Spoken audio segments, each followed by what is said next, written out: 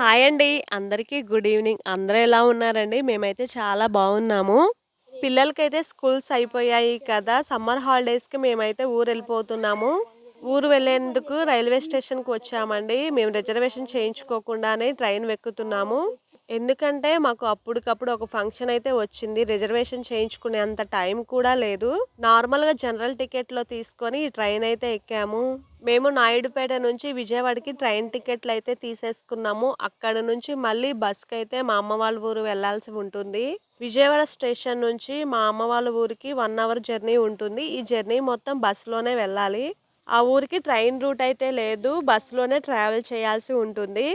మేము ఎప్పుడైతే ఊరు వెళ్ళాలని అనుకున్నామో మా పిల్లలైతే ఫుల్లు హ్యాపీగా ఉన్నారు. పిల్లలిద్దరూ సమ్మర్ హాలిడేస్‌లో ఇచ్చిన హోంవర్క్ బుక్స్ ఇంకా వాళ్ళ బట్టలైతే చకా ఈ బ్యాగ్‌లో రెడీగా సర్దేశారు.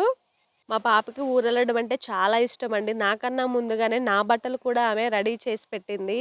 పిల్లల స్కూల్స్ కోసం కానీ, హస్బెండ్ జాబ్ కోసం కానీ వేరే ఊర్లో ఉండి ఉద్యోగాలు చేయాల్సి వస్తుంది. సొంత ఊరు వెళ్లి బంధువులు, చుట్టాల మధ్య, ఆప్యాయతల మధ్య ఉండడం అయితే నాకైతే చాలా ఇష్టమండి. వాళ్ళు ప్రేమగా పలకరించేటటువంటి మాటలు కానీ, పిలుపులు కానీ చాలా ఆప్యాయతను పంచుతూ ఉంటాయి. నాకైతే చాలా ఇష్టం పల్లెటూరు వాతావరణం అంటే. ఇలా తప్పక వేరే ఊర్లో ఉద్యోగం కోసం ఉండాల్సి వస్తుంది కానీ, సొంత ఊర్లో ఉండే తృప్తే వేరు కదా!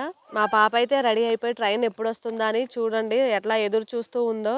ట్రైన్ రాకపోయినా కానీ ఆ పట్టాల వైపు ఎక్సైటింగ్‌గా ఎదురు చూస్తూ ఉంది చూడండి.